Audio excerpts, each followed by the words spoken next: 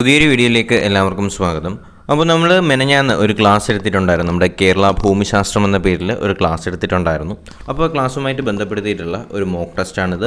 അപ്പോൾ ആ ക്ലാസ്സിനകത്ത് നമ്മൾ പഠിച്ച കാര്യങ്ങളും പഠിപ്പിച്ച കാര്യങ്ങളുമാണ് ഈ ഒരു മോക്ക് ടെസ്റ്റിനകത്ത് ഉൾപ്പെടുത്തിയിട്ടുള്ളത്. അപ്പോൾ തീർച്ചയായിട്ടും എന്ത് ചെയ്യുക, ഈ ഒരു മോക്ക് ടെസ്റ്റ് ചെയ്ത ശേഷം നിങ്ങൾക്ക് എത്ര മാർക്ക് കിട്ടിയെന്നുള്ള കാര്യം നിങ്ങൾ എന്ത് ചെയ്യുക, കമൻറ്റായിട്ട് രേഖപ്പെടുത്തുക. അപ്പോൾ നമുക്ക് ഒന്നാമത്തെ ചോദ്യത്തിലേക്ക് തന്നെ കടക്കാം. കേരളത്തിലെ ഏറ്റവും കൂടുതൽ കടൽ തീരമുള്ള താലൂക്ക് ഏതാണ്? കേരളത്തിലെ ഏറ്റവും കൂടുതൽ കടൽ തീരമുള്ള താലൂക്ക് ഏതെന്നാണ് നമ്മുടെ ഒന്നാമത്തെ ചോദ്യം. ഓക്കെ, പെട്ടെന്ന് ശരിയുത്തരം കണ്ടെത്തിയേ. ഓക്കെ, നിങ്ങൾക്ക് ശരിയുത്തരം കണ്ടെത്താനായിട്ട് കഴിഞ്ഞിട്ടുണ്ടെങ്കിൽ ഓപ്ഷൻ എ ആണ് ശരിയുത്തരം, ചേർത്തലയാണ് കേട്ടോ. അപ്പോൾ കേരളത്തിലെ ഏറ്റവും കൂടുതൽ കടൽ തീരമുള്ള താലൂക്ക് ഏതാണ്? നമ്മുടെ ഓപ്ഷൻ എ ആണ് ശരിയുത്തരം, ചേർത്തലയാണെന്ന് അറിഞ്ഞിരിക്കുക. അപ്പോൾ ഇതെല്ലാം നമ്മൾ കേരള ഭൂമിശാസ്ത്രം എന്ന പേരിലുള്ള ഒരു ക്ലാസ്സിനകത്ത് നമ്മൾ ഡിസ്കസ് ചെയ്തതാണ്. അപ്പോൾ ക്ലാസ് കാണാത്തവർ ആരെങ്കിലും ഉണ്ടെങ്കിൽ തീർച്ചയായിട്ടും എന്ത് ചെയ്യുക, ആ ക്ലാസ് കൂടി ഒന്ന് കണ്ടുനോക്കാനായിട്ട് മറക്കരുത്. ഓക്കെ, നമുക്ക് രണ്ടാമത്തെ ചോദ്യത്തിലേക്ക് കിടക്കാം. ഇടുക്കി വന്യജീവി സങ്കേതത്തിൻ്റെ ആസ്ഥാനം എവിടെയാണ്? എന്താണ് ചോദ്യം? ഇടുക്കി വന്യജീവി സങ്കേതത്തിൻ്റെ ആസ്ഥാനം എവിടെയെന്നാണ് നമ്മുടെ രണ്ടാമത്തെ ചോദ്യം. പെട്ടെന്ന് ശരിയുത്തരം കണ്ടെത്തിയേ. ഓക്കെ, ശരിയുത്തരം നിങ്ങളെ കൊണ്ട് കണ്ടെത്താനായിട്ട് കഴിഞ്ഞിട്ടുണ്ടെങ്കിൽ ഓപ്ഷൻ ബി ആണ് ശരിയുത്തരം വരുന്നത്, പൈനാവാണ് അല്ലേ? ഓപ്ഷൻ ബി ആണ് ശരിയുത്തരം, പൈനാവാണ് കേട്ടോ. അപ്പോൾ ഇടുക്കി വന്യജീവി സങ്കേതത്തിൻ്റെ ആസ്ഥാനം എവിടെയാണ്? പൈനാവാണെന്ന് അറിഞ്ഞിരിക്കുക. ഓക്കെ, നമുക്കടുത്ത് മൂന്നാമത്തെ ചോദ്യത്തിലേക്ക് തന്നെ കിടക്കാം. സൈലൻറ്റ് വാലിയെ റിസർവ് വന്യമായി പ്രഖ്യാപിച്ച വർഷം ഏതാണ്? എന്താണ് ചോദ്യം? സൈലൻറ്റ് വാലിയെ റിസർവ് വനമായി പ്രഖ്യാപിച്ച വർഷം ഏതാണെന്നാണ് നമ്മുടെ മൂന്നാമത്തെ ചോദ്യം. പെട്ടെന്ന് ശരിയുത്തരം കണ്ടെത്തിയേ. അപ്പോൾ ഇതിനകത്ത് 4 ഓപ്ഷൻസ് കൊടുത്തിട്ടുണ്ട്, കണ്ടല്ലോ. 1914, 84, 27, 70 അങ്ങനെ 4 ഓപ്ഷൻസ് കൊടുത്തിട്ടുണ്ട്. ഓക്കെ, നിങ്ങൾ കൂടി ശരിയുത്തരം കണ്ടെത്താനായിട്ട് കഴിഞ്ഞിട്ടുണ്ടെങ്കിൽ ഓപ്ഷൻ എ ആണ് ശരിയുത്തരം, 1914. അപ്പോൾ സൈലൻറ്റ് വാലിയെ റിസർവ് വനമായി പ്രഖ്യാപിച്ച വർഷം ഏതാണ്? 1914 ആണെന്ന് അറിഞ്ഞിരിക്കുക. ഓക്കെ, നമുക്ക് അടുത്ത ചോദ്യത്തിലേക്ക് തന്നെ കിടക്കാം. കേരളത്തിൽ ഏറ്റവും കൂടുതൽ കൈത്തറി ശാലകളുള്ള ജില്ല ഏതാണ്? കേരളത്തിലെ ഏറ്റവും കൂടുതൽ കൈത്തറി ശാലകളുള്ള ജില്ല ഏതാണ്? പെട്ടെന്ന് ശരിയുത്തരം കണ്ടെത്തിയ കേരളത്തിലെ ഏറ്റവും കൂടുതൽ കൈത്തറി ശാലകളുള്ള ജില്ല ഏതാണെന്ന് പെട്ടെന്ന് കണ്ടെത്തുക. ഓക്കെ, ശരിയുത്തരം നിങ്ങളെ കൊണ്ട് കണ്ടെത്താനായിട്ട് കഴിഞ്ഞിട്ടുണ്ടെങ്കിൽ ഓപ്ഷൻ സി ആണ് ശരിയുത്തരം, കൈത്തറി ശാലകളിൽ ഏറ്റവും കൂടുതലുള്ളത് എവിടെയാണ്? കണ്ണൂരിലാണ് കേട്ടോ. അപ്പോൾ കേരളത്തിലെ ഏറ്റവും കൂടുതൽ കൈത്തറി ശാലകളുള്ള ജില്ല ഏതാണ്? കണ്ണൂരാണെന്ന് അറിഞ്ഞിരിക്കുക. കേരളത്തിലെ ഏറ്റവും കൂടുതൽ കൈത്തറി ശാലകളുള്ള ജില്ല ഏതാണ്? കണ്ണൂരാണെന്ന് അറിഞ്ഞിരിക്കുക. ഓക്കെ, നമുക്കടുത്ത് അഞ്ചാമത്തെ ചോദ്യത്തിലേക്ക് കിടക്കാം. കേരള സ്റ്റേറ്റ് ബാംബു കോർപ്പറേഷൻ നിലവിൽ വന്ന വർഷം ഏതാണ്? കേരള സ്റ്റേറ്റ് ബാംബു കോർപ്പറേഷൻ നിലവിൽ വന്ന വർഷം ഏതാണെന്നാണ് നമ്മുടെ അഞ്ചാമത്തെ ചോദ്യം. ശരി ഉത്തരം കണ്ടെത്തിയോ? ഓക്കെ, അപ്പോൾ കേരള സ്റ്റേറ്റ് ബാംബു കോർപ്പറേഷൻ നിലവിൽ വന്ന വർഷം ഏതാണ്? 1971. ഓപ്ഷൻ എ ആണ് ശരി ഉത്തരം, കേരള സ്റ്റേറ്റ് ബാംബു കോർപ്പറേഷൻ നിലവിൽ വന്ന വർഷം ഏതാണ്? 1971 കേരള സ്റ്റേറ്റ് ബാംബു കോർപ്പറേഷൻ നിലവിൽ വരുന്നത്. ആറാമത്തെ ചോദ്യം, മലബാറിലെ ആദ്യത്തെ ജലവൈദ്യുത പദ്ധതി ഏതാണ്? മലബാറിലെ ആദ്യത്തെ ജലവൈദ്യുത പദ്ധതി ഏതാണെന്നാണ് നമ്മുടെ ആറാമത്തെ ചോദ്യം. ഓക്കെ, ശരി ഉത്തരം നിങ്ങളെ കൊണ്ട് കണ്ടെത്താനായിട്ട് കഴിഞ്ഞു എന്ന് തന്നെ വിശ്വസിക്കുന്നു. ഇതിനകത്ത് 4 ഓപ്ഷൻസ് കൊടുത്തിട്ടുണ്ട്. അപ്പോൾ മലബാറിലെ ആദ്യത്തെ ജലവൈദ്യുത പദ്ധതി ഏതാണെന്ന് ചോദിച്ചാൽ ഏതാണ്? ശരി ഉത്തരം നിങ്ങളെ കൊണ്ട് കണ്ടെത്താനായിട്ട് കഴിഞ്ഞിട്ടുണ്ടെങ്കിൽ ഓപ്ഷൻ ഡി ആണ് ശരി ഉത്തരം, കുറ്റ്യാടിയാണ് കേട്ടോ. അപ്പോൾ മലബാറിലെ ആദ്യത്തെ ജലവൈദ്യുത പദ്ധതി ഏതാണ്? കുറ്റ്യാടിയാണെന്ന് അറിഞ്ഞിരിക്കാം. മലബാറിലെ ആദ്യത്തെ ജലവൈദ്യുത പദ്ധതി ഏതാണ്? കുറ്റ്യാടിയാണെന്ന് അറിഞ്ഞിരിക്കുക. ഓക്കെ അല്ലേ? ഓക്കെ, നമുക്കടുത്ത് ഏഴാമത്തെ ചോദ്യത്തിലേക്കാണ് കിടക്കാം. ഇടുക്കി ജലവൈദ്യുത പദ്ധതിയുടെ നിർമ്മാണത്തിന് ഇന്ത്യയെ സഹായിച്ച രാജ്യം ഏതാണ്? ഇടുക്കി ജലവൈദ്യുത പദ്ധതിയുടെ നിർമ്മാണത്തിൻ്റെ സഹായത്തിന് ഇന്ത്യയെ സഹായിച്ച രാജ്യം ഏതാണെന്നാണ് ചോദ്യം. ഇടുക്കി ജലവൈദ്യുത പദ്ധതിയുടെ നിർമ്മാണത്തിന് ഇന്ത്യയെ സഹായിച്ച രാജ്യം ഏതാണെന്നാണ് നമ്മുടെ ഏഴാമത്തെ ചോദ്യം. ഏത് രാജ്യമാണ് ഇടുക്കി ജലവൈദ്യുത പദ്ധതിയുടെ നിർമ്മാണത്തിന് ഇന്ത്യയെ സഹായിച്ചത്? ഓപ്ഷൻ എ ആണ് ശരി ഉത്തരം, കാനഡയാണ് കേട്ടോ. അപ്പോൾ കാനഡയാണ് എന്ത് ചെയ്യുന്നത്? ഇടുക്കി ജലവൈദ്യുത പദ്ധതിയുടെ നിർമ്മാണത്തിന് ഇന്ത്യയെ സഹായിച്ച രാജ്യം ഏതാണ്? കാനഡയാണെന്ന് അറിഞ്ഞിരിക്കുക.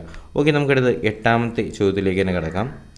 ആനമുടിച്ചോല ദേശീയോദ്യാനത്തിൽ സ്ഥിതി ചെയ്യുന്ന വെള്ളച്ചാട്ടം ഏതാണ്? ആനമുടിച്ചോല ദേശീയോദ്യാനത്തിൽ സ്ഥിതി ചെയ്യുന്ന വെള്ളച്ചാട്ടം ഏതാണെന്നാണ് നമ്മുടെ എട്ടാമത്തെ ചോദ്യം. ആനമുടിച്ചോല ദേശീയോദ്യാനത്തിൽ സ്ഥിതി ചെയ്യുന്ന വെള്ളച്ചാട്ടം ഏതാണ്? ശരി ഉത്തരം കണ്ടെത്തിയല്ലോ.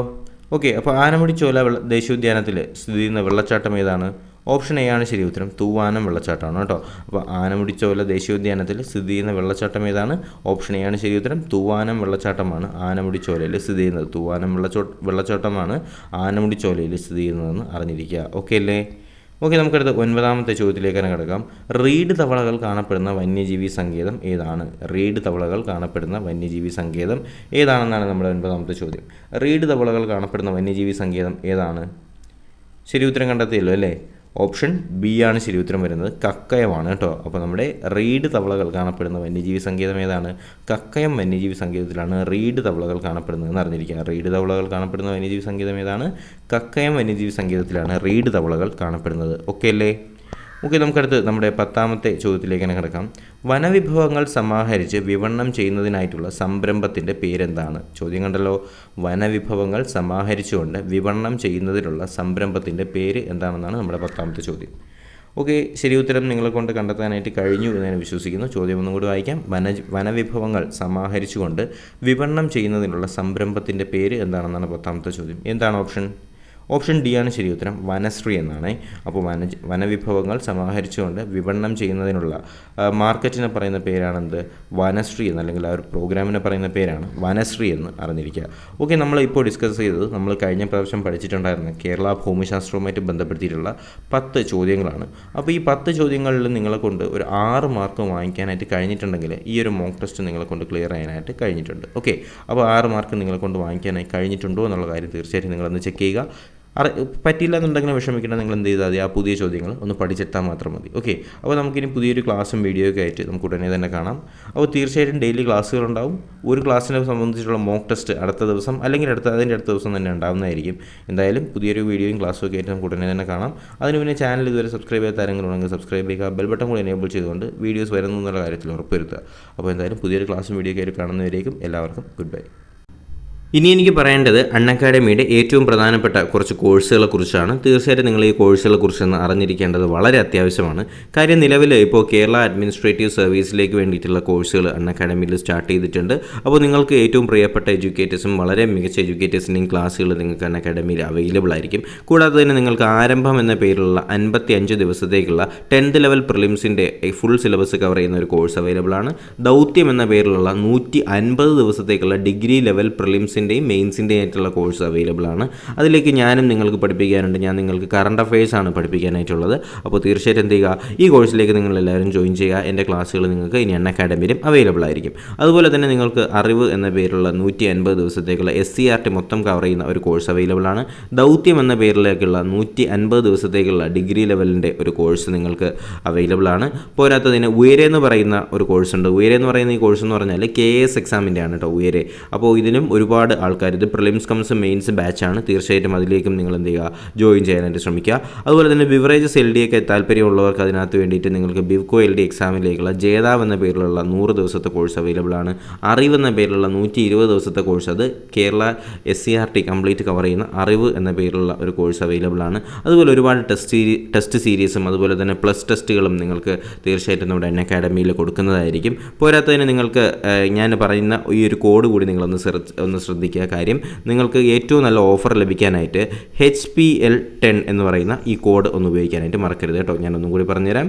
HPL10 എന്ന് പറയുന്ന ഈ ഒരു കോഡ് നിങ്ങൾ ഉപയോഗിക്കുകയാണെങ്കിൽ നിങ്ങൾക്ക് 10% മുതൽ 20% വരെ ഉള്ള ഓഫറുകൾ നിങ്ങൾക്ക് ലഭിക്കുന്നതായിരിക്കും. പോരാത്തതിന് നിങ്ങൾ അൺഅക്കാഡമിയുടെ യൂസർ ആണെങ്കിൽ നിങ്ങൾക്ക് 29% വരെ നിങ്ങൾക്ക് ഡിസ്കൗണ്ട് ലഭിക്കാനുള്ള സാധ്യതകളുമുണ്ട്. ഓക്കെ, അപ്പോൾ ഇതാണ് നിലവിലത്തെ നമ്മുടെ പ്ലാൻസ്. ഇതൊക്കെയാണ് കണ്ടല്ലോ. നിങ്ങൾക്ക് എൻ്റെ ഈ ഒരു കോഡ് HPL10 എന്ന് പറയുന്ന ഈ ഒരു കോഡ് ഉപയോഗിക്കുകയാണെങ്കിൽ നിങ്ങൾക്ക് ഈ ഒരു പ്രൈസിൻ്റെ ഒരു കുറവിനകത്ത് നിങ്ങൾക്ക് അൺഅക്കാഡമിയിലേക്ക് ജോയിൻ ചെയ്യാനായിട്ട് കഴിയുന്നതായിരിക്കും. അപ്പോൾ തീർച്ചയായിട്ടും എല്ലാവരും ഈ ഒരു അവസരം നല്ലപോലെ തന്നെ യൂസ് ചെയ്യുക. അൺഅക്കാഡമി മെമ്പർ ആവുക.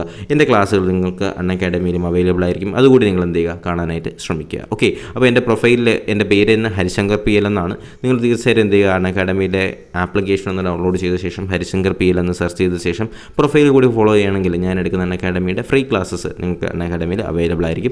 അപ്പോൾ തീർച്ചയായിട്ടും എല്ലാവരും ഇതൊക്കെ ചെയ്യുമെന്ന് തന്നെ പ്രതീക്ഷിക്കുന്നു.